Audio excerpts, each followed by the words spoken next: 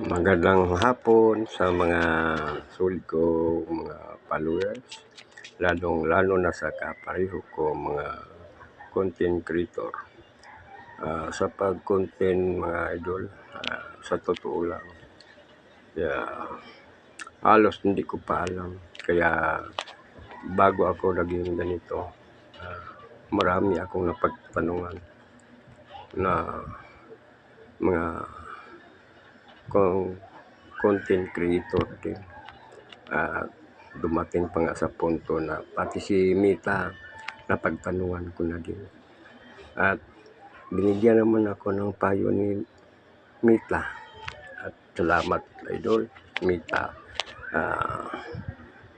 Binigyan mo ko ng pagkakataon kasi hindi ko alam. Naturuan mo ako. At salamat din sa mga content creator nga nagpayo sa akin na gawin lang ang tama ang pag-content.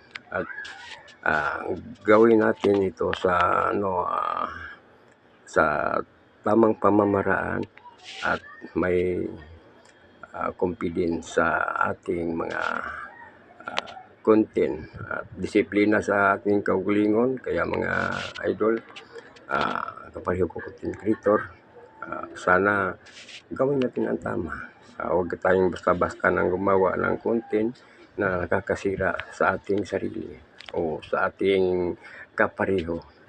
Gawin na natin na di tayo magkamali. Kaya salamat sa lahat-lahat na mga nagtuturo sa akin. Lalong-lalo na sa yung maraming alam, nagtuturo din sa mga idol lang. Sana makapagbibigay din ng konting aral sa kapareho kung di naman masyadong marunong. May iba dyan na nagdunungan lang. Sana huwag yung gawin ang hindi nakakasira sa atin. Yan lang po. Salamat sa inyong lahat. Kung nakinig man kayo sa akin at bago matapos, paki-like and share na lang po sa aking video, sa aking message. Salamat po. Mabuhay kayong lahat.